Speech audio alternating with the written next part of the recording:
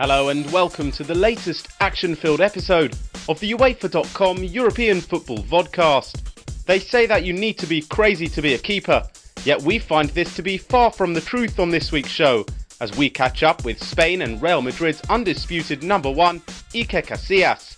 It was a huge week of European football, with crucial knockout ties being played out across the continent, and here on the Vodcast we'll be bringing you a roundup from all of the action in the Champions League and UEFA Cup. And as ever, there'll be another visit to the training ground, with the drag back being the subject of this week's masterclass. We start though in Madrid, the home of one of the finest goalkeepers in the world today, Iker Casillas. The Spanish stopper has been a model of consistency throughout his 10 years with Real Madrid, and was recently voted into the UEFA.com Team of the Year, an award he was particularly pleased with.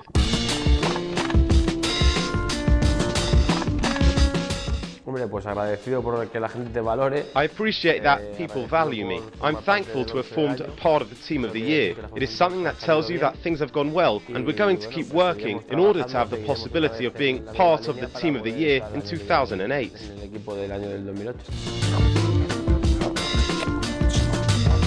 It's special. It's always a thorn in your side, because at an international level, our work is never recognised. It's not that it bothers me, but it's true that sometimes prizes aren't the objectives. I think you have to analyse very carefully the sort of players that we have each year who are going through a good period. There are many players that deserve to be in the Team of the Year, but they don't appear.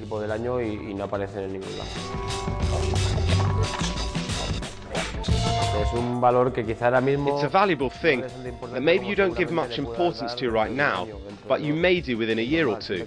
It's normal. Always when they give you an individual or collective prize, maybe you don't value it so much at the moment, but later, when the years pass, you value them more.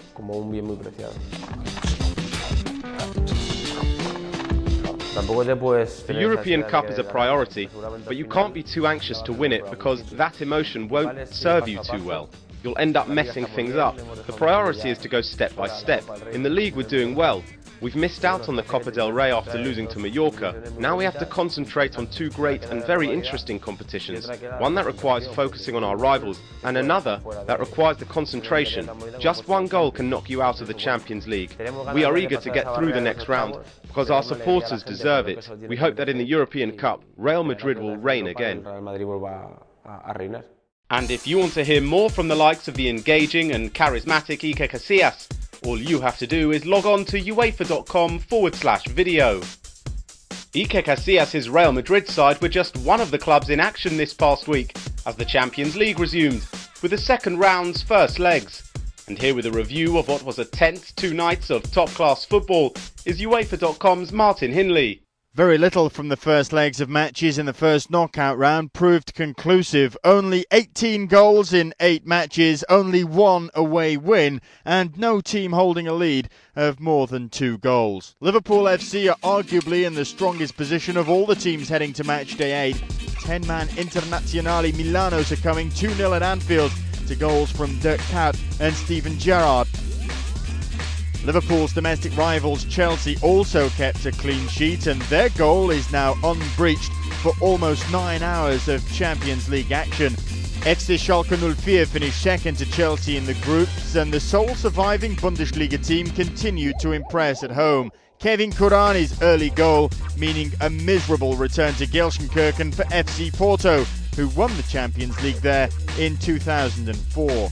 Like Schalke, both Fenerbahce and Sevilla find themselves in the knockout rounds for the very first time, so their tie is bound to produce a fresh face for the quarter-finals. Fenerbahce ahead on points after the first leg in Istanbul, Şentürk's winner handing them a 3-2 success. Conversely, Real Madrid are the most successful club in the history of European competition with 9 titles. But Los Merengues lost 2-1 at Roma, despite leading through an early strike from Raúl. The La Liga side have work to do if they're to avoid going out at this stage for the 4th time in as many seasons. Defending champions AC Milan earned a goalless draw with Arsenal, whose striker Emmanuel Adebayor hit the bar in stoppage time. 1999 winners Manchester United had a late Carlos Tevez strike to thank for a priceless away goal and a 1-1 draw against Olympique Lyonnais in the Stade de Gerland, and FC Barcelona show glimpses of the form that took them to the title in Paris in 2006, coming from 2-1 down in Glasgow to become the first away side in over 3 years to win away to Celtic. Thierry Henry and Lionel Messi scored the second half goals to give the Catalan giants success. The race for Moscow is beginning to intensify, and after a dramatic round of first leg ties, the critical return fixtures are already on the horizon, and you can watch all of the action live with UEFA.com. Check out the website for further details. Now, the Champions League wasn't the only competition capturing the imagination this past week, as the second legs of the UEFA Cup first knockout rounds were also played out. And as UEFA.com's Tim White reports, what ensued was enthralling football and high drama, as hopes were dashed and dreams were gloriously maintained. 10 countries will be represented in the last 16 of the UEFA Cup, leading the way at Germany. Veteran Bosnian striker Sergei Barbarez scored 2 early goals for Bayer Leverkusen in their 5-1 demolition of former winners Galatasaray. That set up an all-German clash with Hamburger SV in the last 16, Hub Stevens' side eliminating FC Zurich with a 0-0 draw. FC Bayern München matched Leverkusen's margin of victory, Lukas Podolski grabbing 2, Aberdeen sent crashing out 7-3 on aggregate. Werder Bremen complete the German quartet and they now meet Rangers. Nacho Novo's strike 9 minutes from the end, sending the Scottish side through against Panathinaikos on away goals. Russian champion Zenit St. Petersburg also needed the away goals rule to beat Villarreal. Top scorers of the night were Everton. Yakubu scored a hat-trick in the 6-0 thrashing of Brandt Bergen.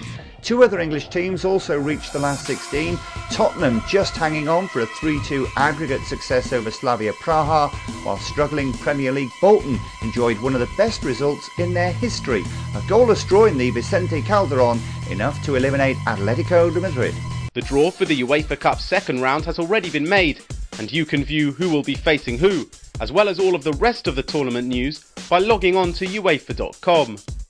It's time now for our latest segment of footballing education, as we head to the training ground for a lesson in the art of the drag back. An effective move to get away from your marker, the drag back's one of the most commonly used techniques, and although a relatively simple skill, can create the space which can lead to that winning goal. Hola, soy González y juego para el Barça y para España sub-17. Here's what you do. Push the ball out in front of you, step on it, drag it back with the sole of your boot, then turn around, bringing the ball with you.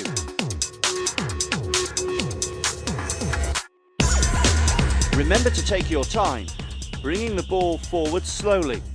Then stop suddenly to take your opponent by surprise and race away quickly in the opposite direction.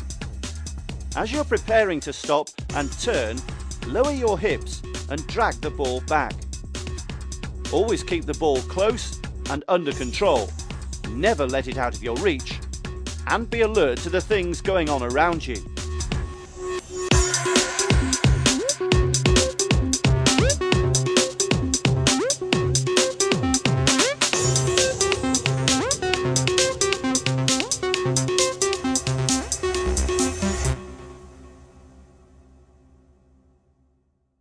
It may look simple, but mastering the drag back will see your performance on the pitch vastly improve. And if it's more top tips you're after, then make sure you visit the training ground section of our website. That's all for this edition of the UEFA.com European Football Vodcast. Join us again next week for more high-profile interviews from the beautiful game's biggest stars.